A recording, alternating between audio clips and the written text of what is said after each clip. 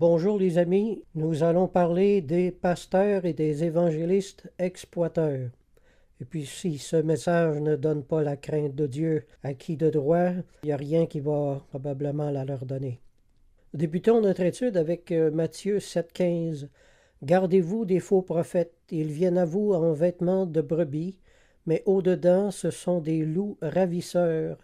Loups ravisseurs, l'expression fait référence à l'extorsion d'argent. Le mot grec qui a été traduit par ravisseur peut aussi être traduit par extorsionneur, c'est-à-dire des personnes habiles à soutirer de l'argent.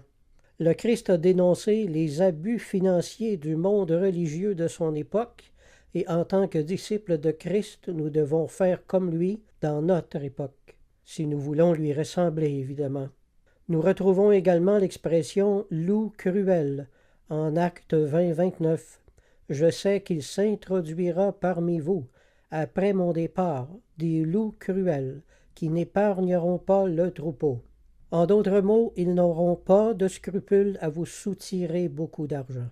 Riches ou pauvres, ils ne vous épargneront pas. Personne ne sera excepté. Nous vivons à l'aube de la fin, mes amis.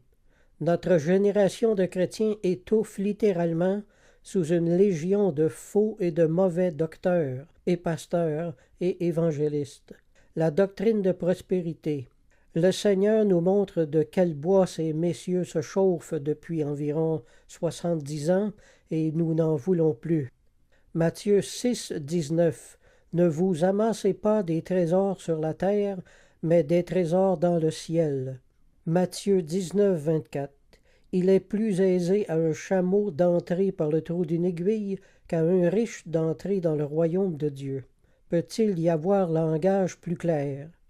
Un pasteur mercenaire ne vous prêchera jamais sur ces versets, ou alors il va les tordre et leur donner un autre sens, plus facile à accepter. Il va vous prêcher sur la prospérité à la place, car il veut que vous l'enrichissiez. Mais que dit l'Écriture? Ne participe pas au péché d'autrui.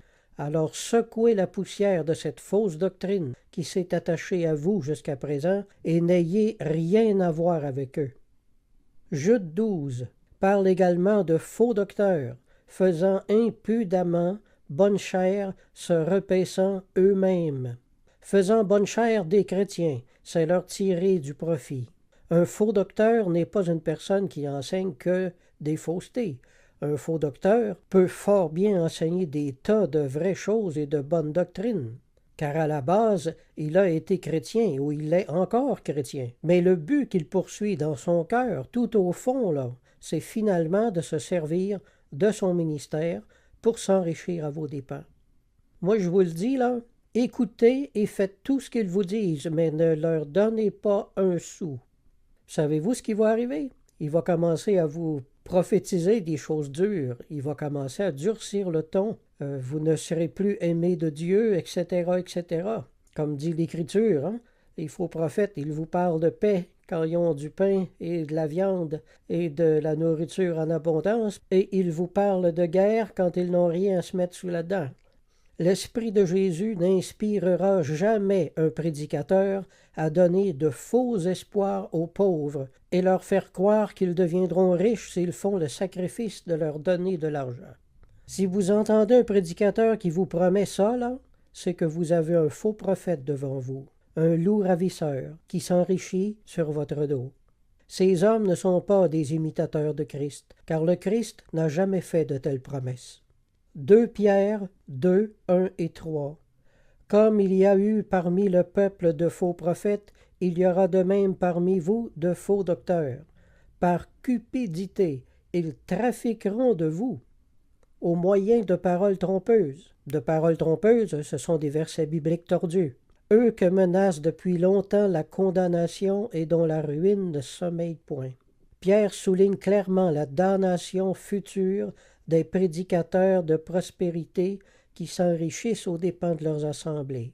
Les seuls à bénéficier de cette doctrine sont les mercenaires qui la prêchent. Eux se promènent en limousine, pas vous. Combien de pasteurs s'achètent de belles maisons aux frais de ceux qui vivent à loyer? Combien de pasteurs possèdent de belles voitures alors que vous ne pouvez vous payer qu'un tas de boue avec des roues? Combien de pasteurs possèdent une belle piscine alors que vous n'avez que votre boyau d'arrosage l'été pour vous rafraîchir, etc., etc. Jude 11. Malheur à eux, car ils se sont jetés pour un salaire dans l'égarement de Balaam. L'histoire de Balaam se passe en Nombre 22. Nous voyons que Balaam était intègre au début. Mais lorsqu'il a vu que son ministère pouvait le rendre riche, il s'est permis de faire un petit compromis. Et puis, plus le roi lui offrait de richesses, plus le cœur de Balaam commençait à se réchauffer, là, et à se justifier, pour finalement accepter d'aller avec le roi. Il a soutiré la permission de Dieu. On se rappelle que Dieu lui a donné la permission finalement d'aller avec le roi, mais il est écrit que la colère de Dieu s'est enflammée contre lui sans qu'il le sache ou qu'il ne la sente. Alors attention là. Combien de pasteurs se sentent bien devant Dieu? Ils se sentent dans la volonté de Dieu à s'enrichir aux dépens de leur assemblée. Ils ne sentent pas la colère de Dieu qui plane au-dessus de leur tête. Ils ne sentent pas l'épée de Damoclès suspendue au-dessus de leur tête. Dieu la leur cache pour mieux voir ce qu'ils feront de leur liberté. Comme Balaam, ils ne sentent pas que la colère de Dieu est au-dessus de leur tête, mais elle est bel et bien là. Le Seigneur continue de leur inspirer de très beaux sermons, très inspirés, et de belles exhortations édifiantes, mais c'est le lac de feu et de soufre qui les attend au bout de la route. Il se sert d'eux simplement parce qu'ils sont en poste. Paul n'était pas un homme attaché à l'argent. Il était très pauvre et c'était un choix de vie qu'il avait fait, un choix dicté par l'Évangile. L'appel au ministère d'évangéliste est d'abord un appel à se déposséder de tout pour ne s'en remettre qu'à la providence divine pour nos besoins. Paul a fait un choix noble et exemplaire, un choix inspiré par l'amour des âmes.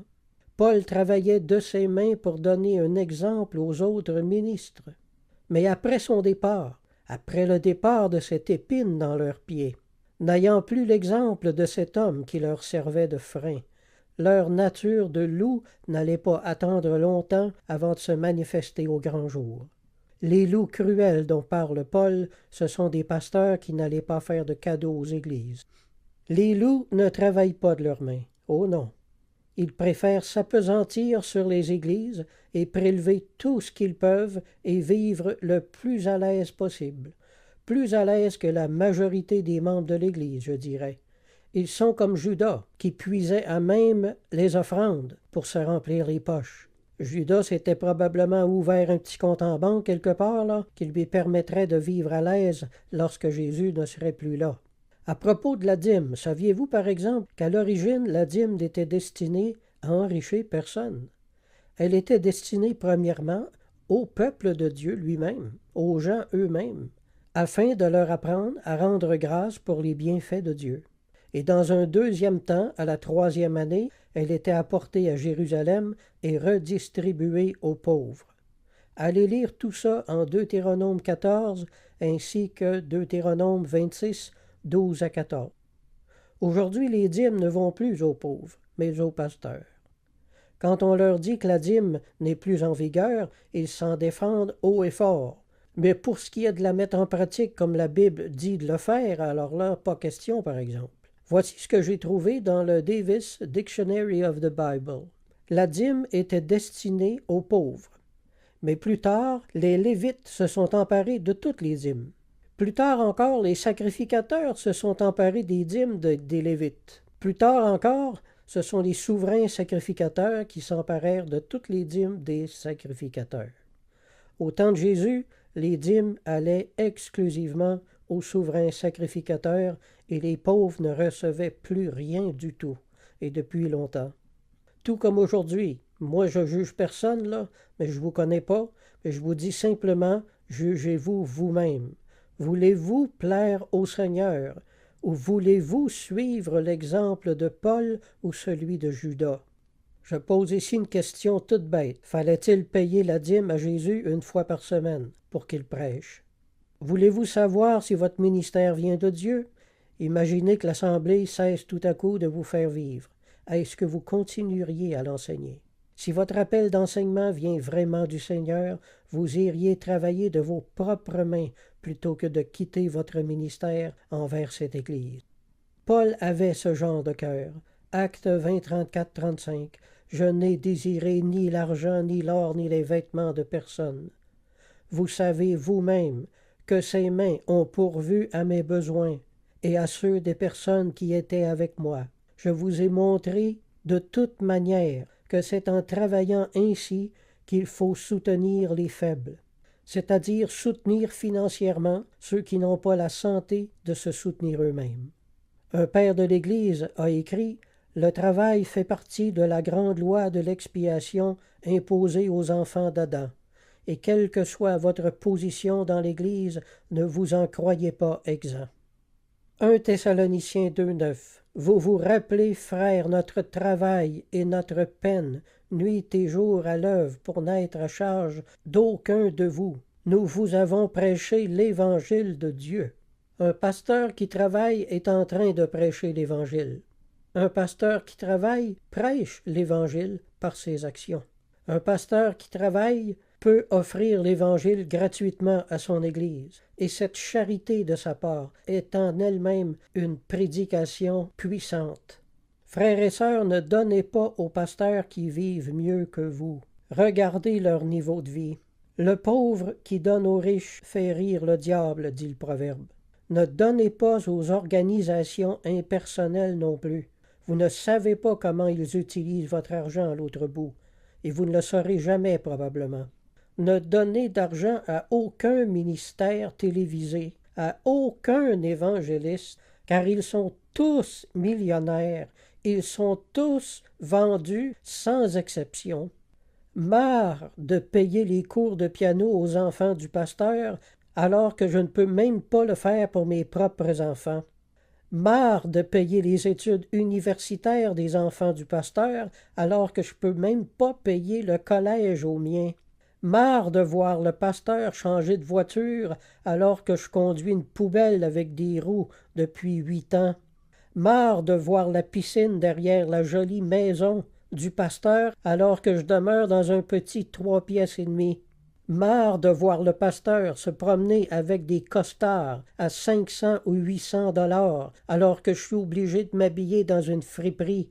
Marre de cette doctrine de démon qu'est l'évangile de la prospérité, qui n'enrichit que ceux qui la prêchent et appauvrit tous ceux qui y croient et qui la pratiquent. Voleurs d'offrandes, voleurs de dîmes, voleurs d'orphelins et de veuves, voleurs de pauvres, voilà ce que vous êtes.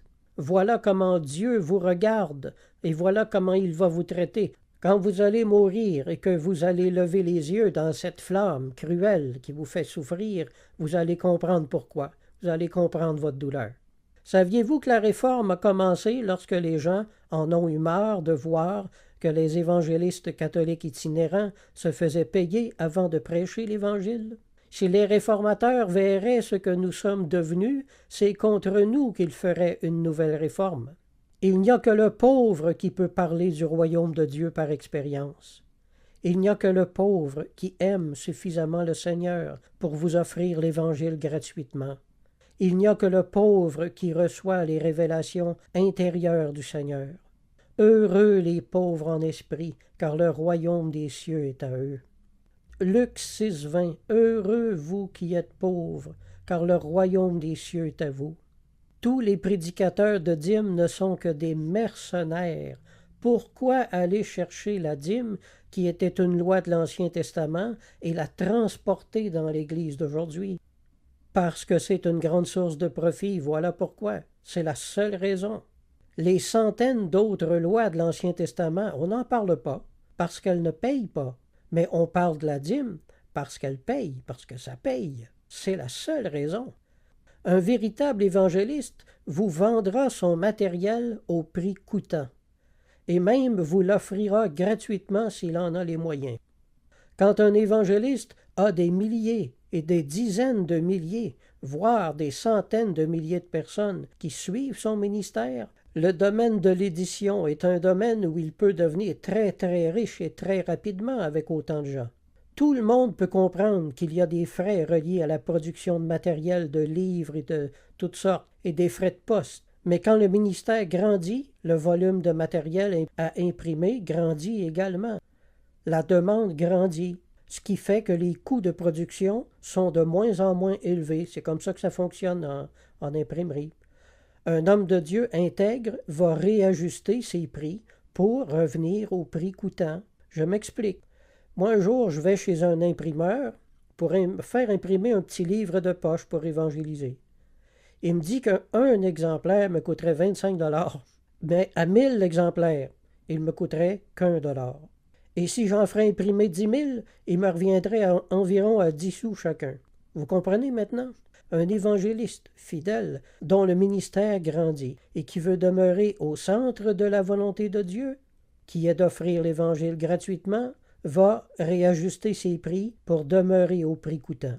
Il ne va pas vendre un livre 25 $ s'il lui en coûte 25 sous à produire. Vous comprenez? À mesure que son ministère grandit, il ne va pas augmenter ses prix, mais les diminuer au contraire, puisqu'une plus grande production signifie des coûts moindres. En 40 ans de vie chrétienne, je n'ai jamais connu un seul évangéliste fonctionner comme ça. Aucun. Tous s'enrichissent aussitôt qu'ils le peuvent. Pasteur, travaillez un peu à la sueur de votre front. Travaillez ne serait-ce qu'à temps partiel. Ne serait-ce que pour montrer à l'Assemblée que vous n'êtes pas là pour leur argent.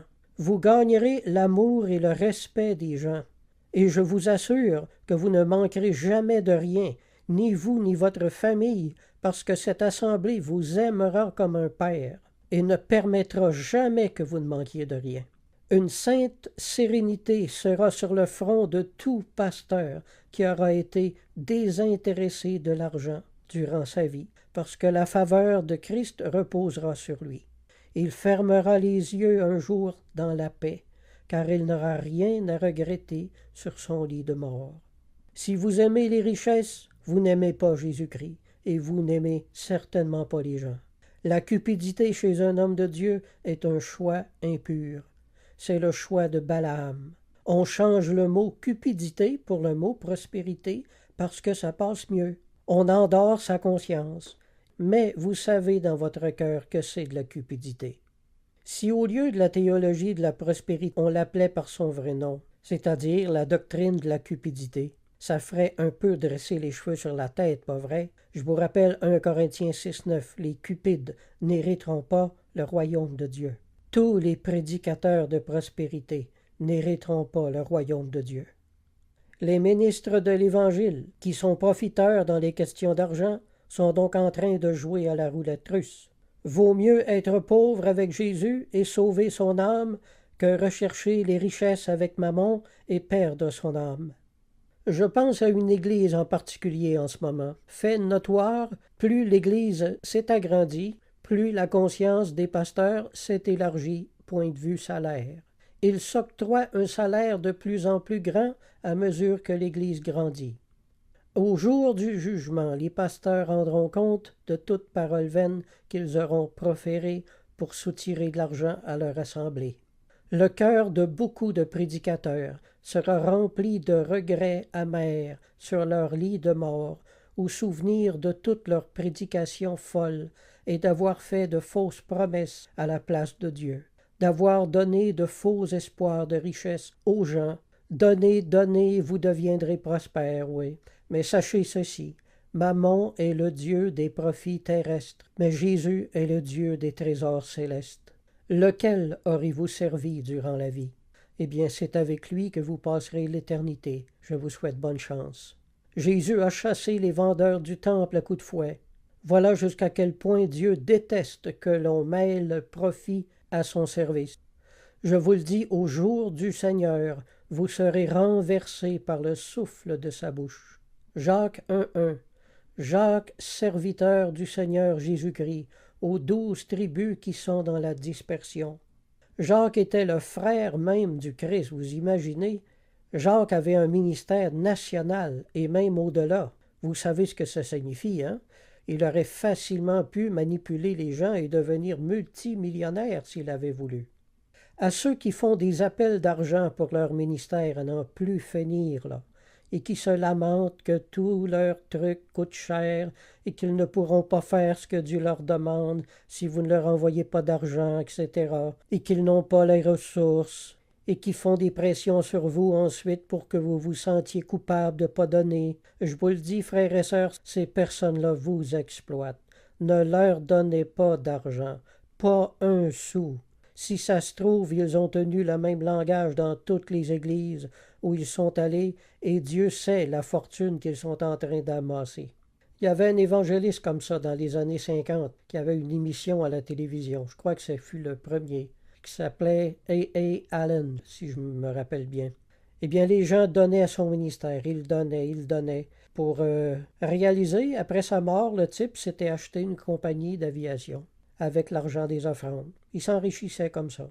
D'autres vont investir dans l'immobilier avec l'argent des dîmes et des offrandes. Vous ne le saurez qu'après leur mort. Mon frère, si le Seigneur veut donner de l'expansion à ton ministère, il va le faire. Sinon, contente-toi d'être fidèle dans les limites qu'il t'a assignées. Si tu essaies de faire grandir ton ministère en faisant continuellement des pressions sur le peuple de Dieu, en leur demandant de l'argent, eh bien tu te charges d'un grave péché. Si tu ne peux pas offrir l'Évangile gratuitement, alors ne l'annonce pas. Ne te charge pas d'un péché impardonnable. Jean 12,6 Judas était voleur, tenant la bourse, il prenait ce qu'on y mettait. Ne prélevez pas de l'argent, des offrandes et des dîmes pour vous enrichir personnellement. L'argent que les gens donnent, c'est à l'œuvre de Dieu qu'ils donnent. Il faut respecter ça. Les offrandes sont des choses saintes qui appartiennent à Dieu.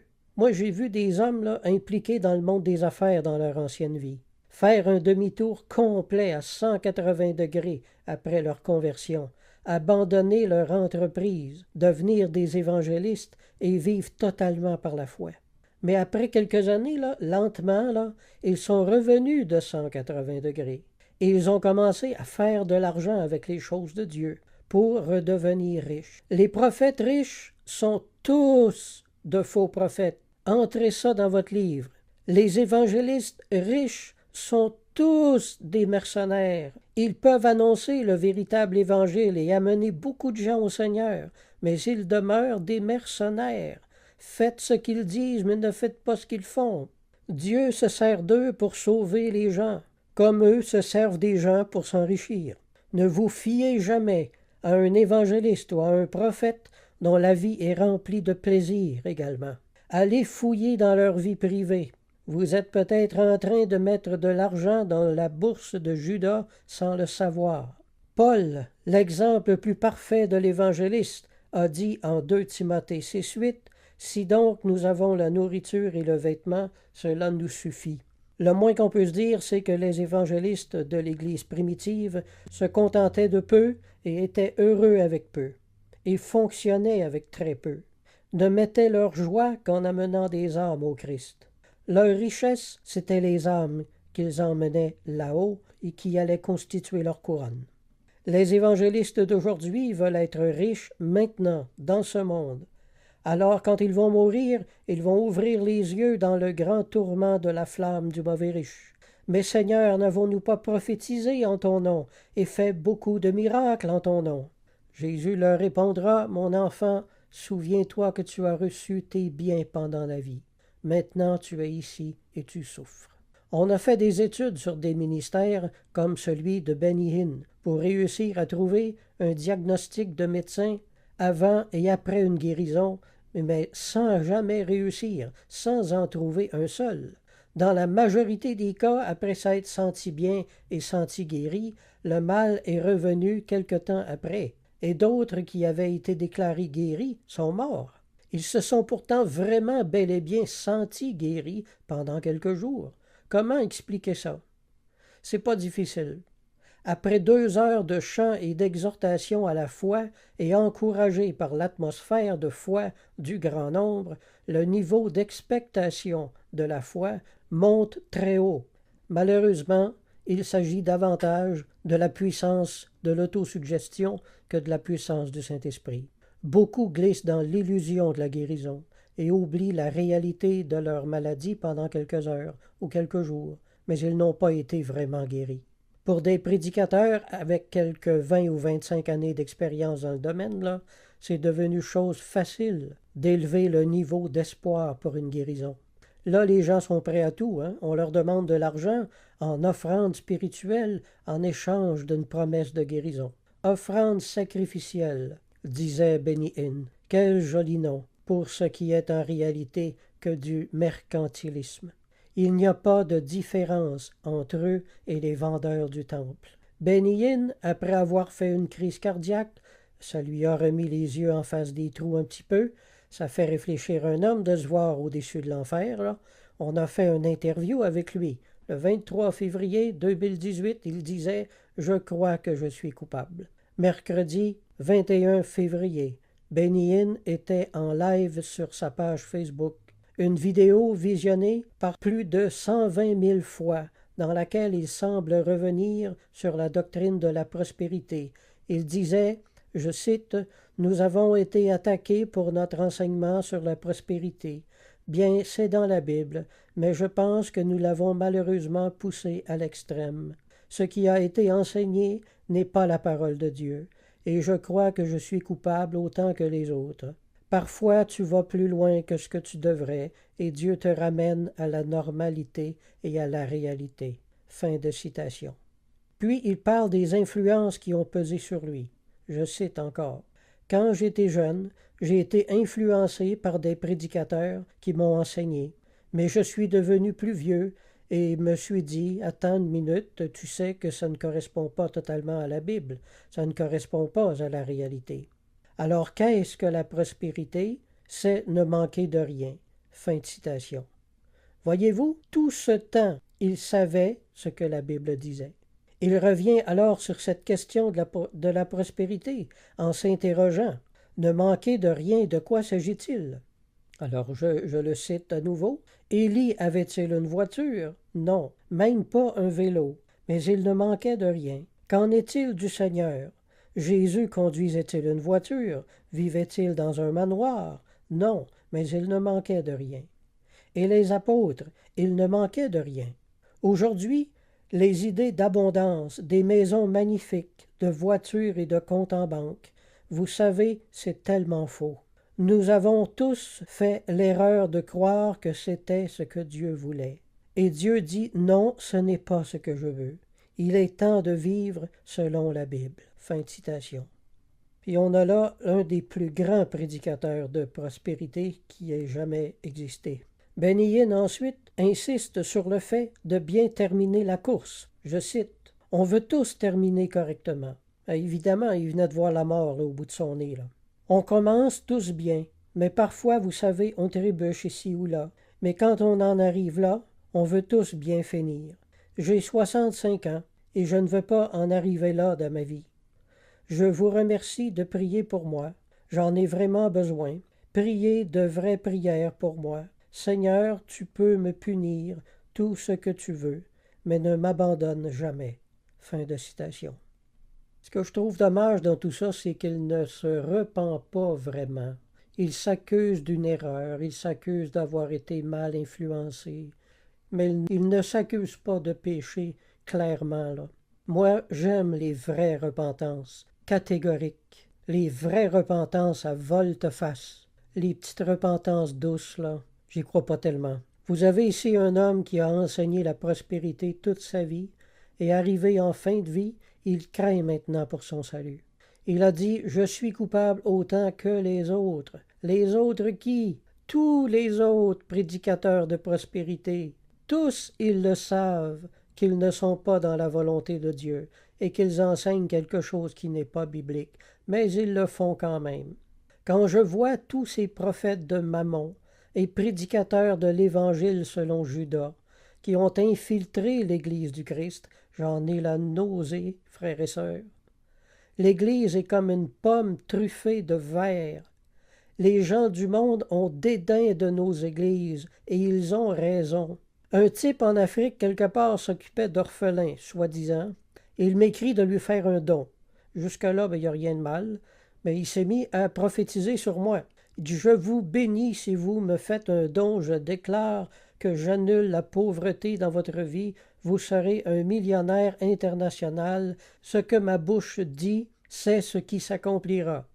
Si vous croyez que vous êtes un millionnaire, il suffit que vous fassiez un petit geste à nos orphelins et vous verrez le miracle. Amen. » Qu'est-ce que vous pensez de ça? Non, mais voyez-vous la manipulation, là, c'est gros comme une maison. Là. S'il a la foi pour moi que je devienne un multimillionnaire international, pourquoi ne l'a-t-il pas pour lui-même? Ensuite, il n'y aurait plus besoin de demander d'argent à personne, hein? Je lui ai répondu exactement ça. Je lui ai écrit, s'il s'agissait seulement de donner quelques sous pour devenir multimilliardaire, frère, pourquoi ne donnez-vous pas vous-même quelques sous à un autre ministère quelque part afin de devenir millionnaire vous aussi? Non, je ne me laisserai pas manipuler. Trop de pauvres se font manipuler de cette façon par des pasteurs africains et américains, et je n'entrerai pas dans votre jeu. Cette doctrine de la prospérité sort directement de l'enfer et pas de la Bible. Prions ensemble pour que Dieu pourvoie à votre œuvre, mais sans user de manipulation. Que tout se fasse par la grâce de Dieu et non autre chose. Amen. Je n'ai pas besoin de vous dire que je n'ai plus jamais entendu parler de lui par la suite. Je ne crois pas à ce genre de prophétie. C'est de la pure superstition et de la manipulation. Vous n'avez jamais vu Jésus faire ce genre de déclaration prophétique. On a vu des tas d'évangélistes américains le faire, par exemple, et les Africains ont emboîté le pas derrière eux très rapidement. Et j'ai déjà entendu certains prédicateurs faire littéralement des menaces au peuple de Dieu s'ils ne donnaient pas à leur ministère. Ézéchiel 22-25. Ces prophètes sont comme des lions rugissants qui déchirent leur proie. Ils dévorent les âmes. Ils s'emparent des richesses et des choses précieuses. Des prédicateurs de prospérité, c'est pas d'hier, hein? Ça a toujours existé. Personnellement, je peux dire que j'ai beaucoup sacrifié pour mon petit ministère envers les gens. Je n'ai jamais demandé d'argent en 40 ans. J'ai toujours tout fait à mes frais. J'ai reçu des petits dons à gauche et à droite, mais je ne les ai jamais demandés. Le père Jean-Marie Vianney était un prêtre catholique d'une petite paroisse. Il a vécu de 1786 à 1859. Il vivait dans le village d'Ars, en France. Savez-vous ce qu'on a écrit de lui après sa mort? Voici, je cite, « Il avait le mépris de l'argent et n'en recevait que pour le redistribuer. Il ne considérait l'argent venu par surcroît que comme instrument de salut et d'apostolat. Monsieur Vianney n'avait jamais besoin de rien.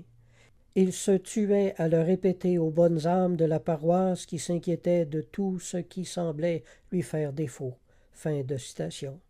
Voilà, mesdames et messieurs, voilà, frères et sœurs, un véritable pasteur. Voilà un exemple à suivre. Et ce qu'un prêtre catholique peut faire, un pasteur évangélique peut le faire également. Hébreux 13:7. Souvenez-vous de vos conducteurs qui vous ont annoncé la parole de Dieu. Considérez quelle a été la fin de leur vie et imitez leur foi. Alors prenez bien garde à qui vous avez décidé de ressembler.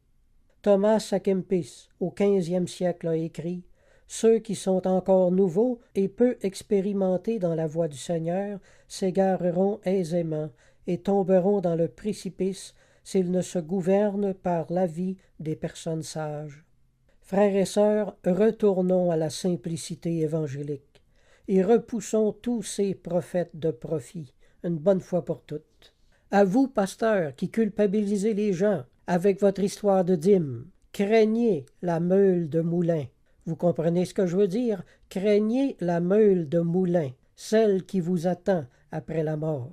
Il est si facile de détourner les croyants de leur vrai rôle pour les faire servir à nos ambitions. Or, chaque fois que nous agissons ainsi, nous les prostituons. L'exemple du jeune homme riche que Jésus a appelé comme disciple, c'est-à-dire comme évangéliste à plein temps, est on ne peut plus clair. L'évangéliste doit abandonner toutes ses richesses, donc par le fait même renoncer à en acquérir. Aujourd'hui, les évangélistes font exactement l'inverse. Ils partent de rien et amassent des fortunes. Saint Augustin a écrit « Tout l'univers doit être digne de mépris aux yeux de celui qui amasse des trésors pour la vie éternelle. » Examinons maintenant brièvement l'histoire d'Acan, que l'on retrouve en Josué chapitre 7. Je résume. Les enfants d'Israël commirent une infidélité au sujet des choses dévouées par interdit. Acan, de la tribu de Juda, prit des choses dévouées par interdit. Quelles étaient ces choses dévouées par interdit par le Seigneur? Eh bien, c'était l'argent et l'or. Et la colère de l'Éternel s'enflamma contre les enfants d'Israël. Josué envoya des hommes vers la ville d'Aï. 3000 hommes se mirent en marche, mais les gens d'Aï les battirent. Le peuple fut consterné. Josué dit « Ah, Seigneur éternel, pourquoi as-tu fait passer le Jourdain à ce peuple pour nous livrer entre les mains des Amoréens et nous faire périr? » C'est bien l'être humain, ça, hein? Quand ça va mal, là, c'est la faute de Dieu, là.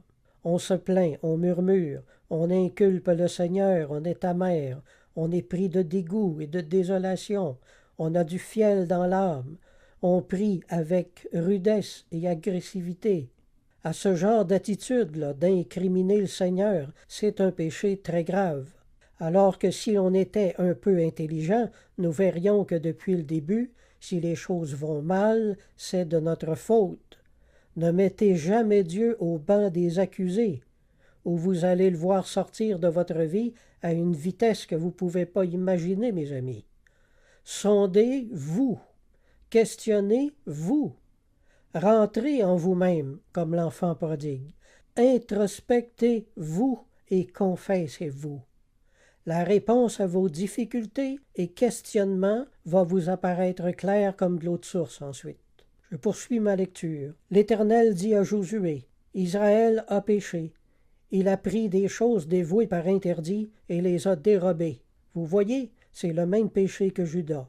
Comme il avait la bourse, il prenait ce qu'on y mettait. Vous ne pouvez servir Dieu et Mammon sans souffrir une perte importante de la faveur de Dieu. Vous affaiblissez votre ministère. Aussi les enfants d'Israël ne peuvent-ils résister à leurs ennemis. Ils tourneront le dos devant leurs ennemis car ils sont sous l'interdit. Je ne serai plus avec vous si vous ne détruisez pas l'interdit du milieu de vous. C'est-à-dire, celui qui aime l'argent et désire s'enrichir sera abandonné du Seigneur. Lève-toi, sanctifie le peuple. Tu diras, sanctifiez-vous pour demain, car ainsi parle l'Éternel, le Dieu d'Israël, il y a de l'interdit au milieu de toi, Israël, tu ne pourras résister à tes ennemis jusqu'à ce que vous ayez ôté l'interdit du milieu de vous. Remarquez le mot interdit, interdit, interdit, qui revient tout le temps. S'enrichir à l'œuvre de Dieu est interdit. Acan répondit à Josué, « Il est vrai que j'ai péché contre l'Éternel, le Dieu d'Israël, et voici ce que j'ai fait. » Vous voyez, les amis, les prédicateurs de la prospérité, ils le savent ce qu'ils font. Ils le savent qu'ils commettent un péché. J'ai vu dans le butin un beau manteau de Shinéar, 200 cycles d'argent et un lingot d'or du poids de 50 cycles. Je les ai convoités et je les ai pris. Ils sont cachés dans la terre au milieu de ma tente, et l'argent est dessous. Dieu avait même interdit de prendre les manteaux de ces païens. Aujourd'hui, quand les prédicateurs de la prospérité sont habillés comme des premiers ministres, ils font quelque chose qui est dévoué par interdit. Josué et tout Israël avec lui prirent Acan, et tout Israël le lapida, et l'on éleva sur Acan un grand monceau de pierre qui subsiste encore aujourd'hui. Pourquoi le monceau de pierre? En témoignage pour les générations futures, afin qu'ils ne commettent pas le même péché, afin qu'ils ne convoitent ni l'or ni l'argent, ni les beaux habits, les belles voitures de luxe, les grandes maisons, etc. Matthieu 11, 8, 9. Mais qu'êtes-vous allé voir au désert? Un homme vêtu d'habits précieux? Voici ceux qui portent des habits précieux sont dans les maisons des rois. Qu'êtes-vous donc allé voir? Un prophète. Oui, vous dis, j'ai plus qu'un prophète. Alors si vous voyez un homme qui se dit prophète et qui est sapé comme un roi, là, vous saurez qu'il s'agit d'un faux prophète. Les vrais prophètes ne se donnent pas en spectacle. Les vrais prophètes sont habillés comme vous et moi. À quoi nous sert-il de lire la Bible si l'on n'en tire aucune leçon pour notre vie et que l'on commet les mêmes erreurs contre lesquelles nous sommes avertis de ne pas commettre? À quand est la figure des évangélistes et des pasteurs qui deviennent des anti-témoignages pour le monde et des nuisances à l'expansion du royaume de Dieu sur la terre? N'allez pas croire que les non-croyants sont aveugles, parce qu'ils ne le sont pas. Si le sel perd sa saveur, a dit Jésus. L'amour de l'argent, chez les évangélistes, fait perdre la crédibilité de leur message, et les hommes foulent aux pieds l'Évangile à cause d'eux. Hébreux 13,16. N'oubliez pas la bienfaisance et la libéralité, car c'est à de tels sacrifices que Dieu prend plaisir. Ce passage ne nous dit pas de donner aux églises, mais de donner aux pauvres. Voilà ce que la Bible enseigne. Concernant les pasteurs, leur salaire ne doit pas se déterminer en fonction des dîmes et des offrandes, mais en fonction de leurs besoins réels. Logis, nourriture, vêtements et suffisamment d'argent pour couvrir les dépenses de ces courses évangéliques. Un pasteur ne doit pas avoir un salaire au-dessus de la moyenne des membres de l'Assemblée. Y circonvenir serait immoral, inconvenant, déréglé, choquant, indigne, scandaleux et tout à fait contraire à l'esprit de l'Évangile. Selon ce que Paul a écrit en 1 Corinthiens 11, 22, « Pourquoi méprisez-vous l'Église de Dieu et faites-vous honte à ceux qui n'ont rien ?»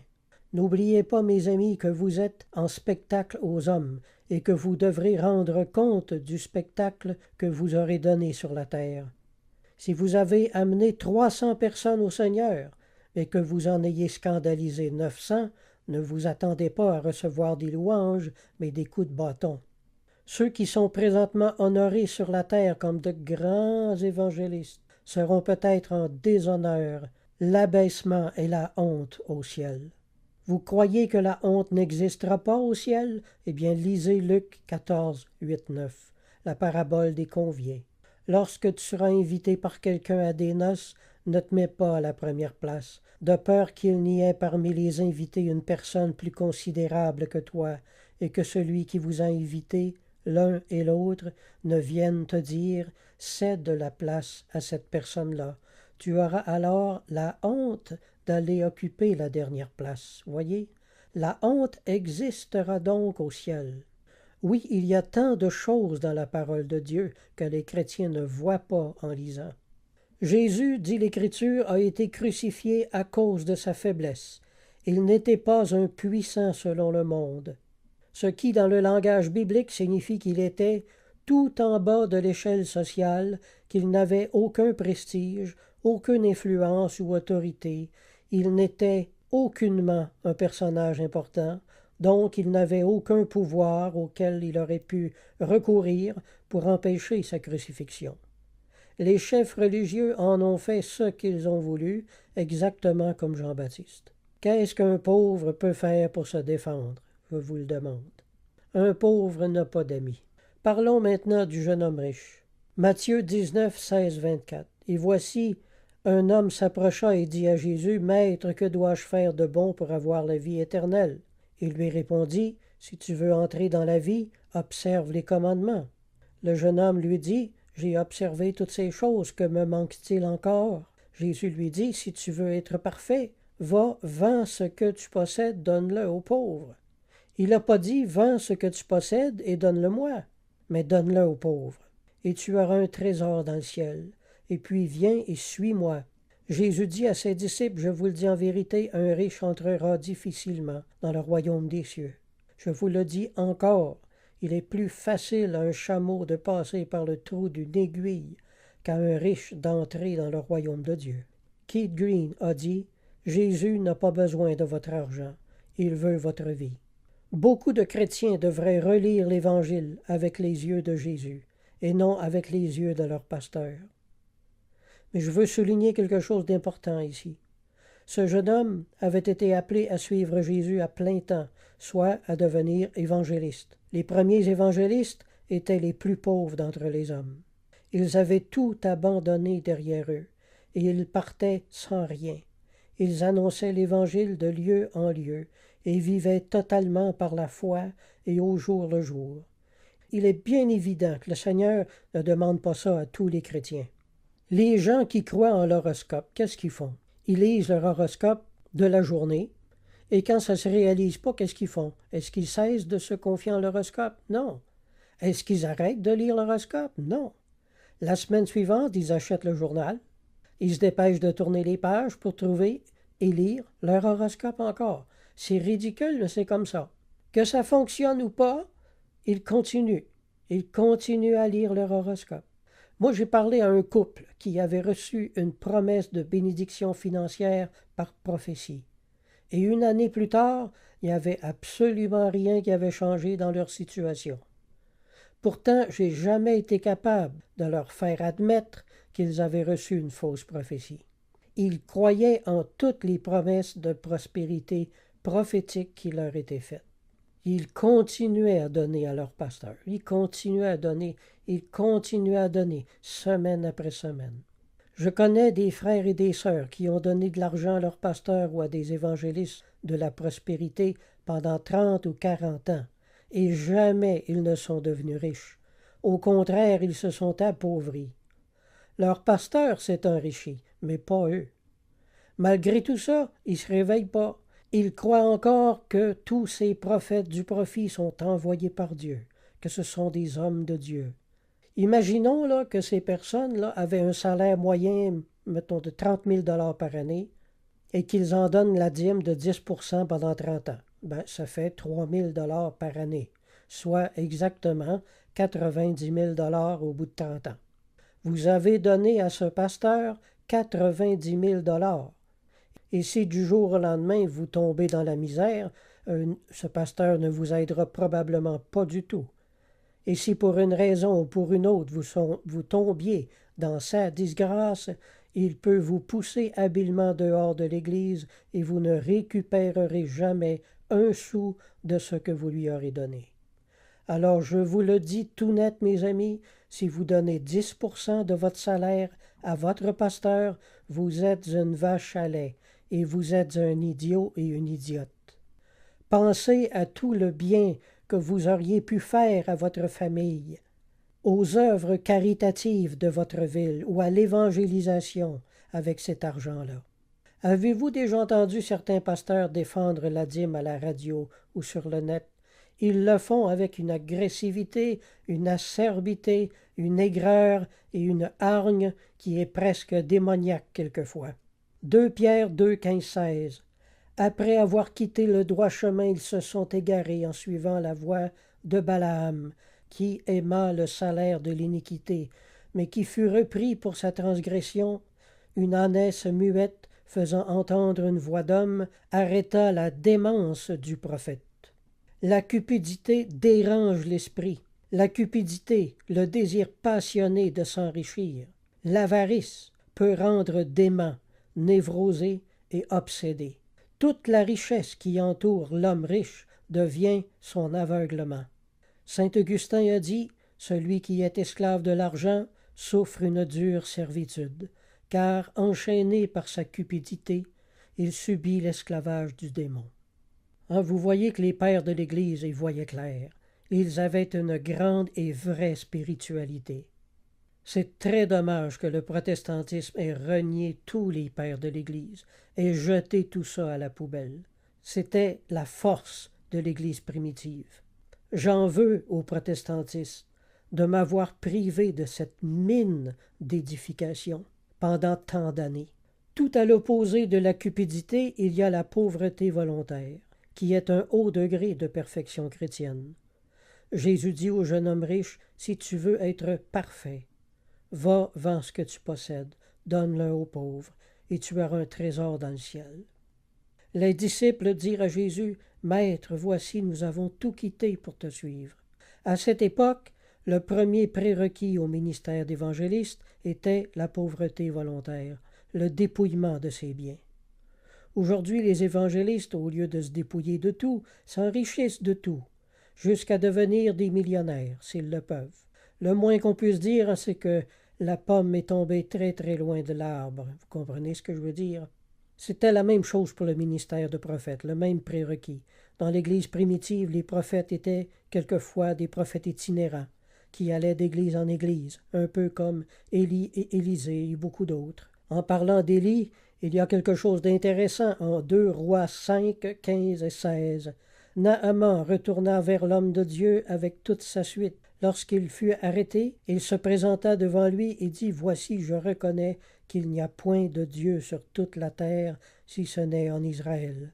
Et maintenant accepte, je te prie, un présent de la part de ton serviteur. » Élisée répondit, « L'Éternel dont je suis le serviteur est vivant, je n'accepterai pas. » Naaman le pressa d'accepter, mais il refusa. En connaissez-vous aujourd'hui des pasteurs qui refusent l'argent? J'en ai jamais vu, moi. Pourquoi Élie a-t-il catégoriquement refusé? Parce que les grâces de Dieu ne sont pas à vendre. J'ai jamais connu un seul pasteur, moi, en 40 ans, qui a refusé un don. Peut-être que vous en connaissez, mais moi, j'en connais pas. J'en ai pas connu. Moi, j'en ai connu, par exemple, qui n'avaient aucun scrupule à accepter de l'argent de personnes très pauvres, alors qu'eux vivaient très à l'aise. Cela est immoral, cela est dégueulasse, honteux, indigne, injuste et répugnant. Tout le contraire de ce qu'un pasteur doit être. Il faut que l'évêque soit désintéressé de l'argent. 1 Timothée 3.3. En conclusion, je dirai seulement ceci que tous les chrétiens aux prises avec cette sordide doctrine de la prospérité devraient relire le psaume 49 et les 2 premiers chapitres de l'épître de Jacques sur leurs genoux. Amen.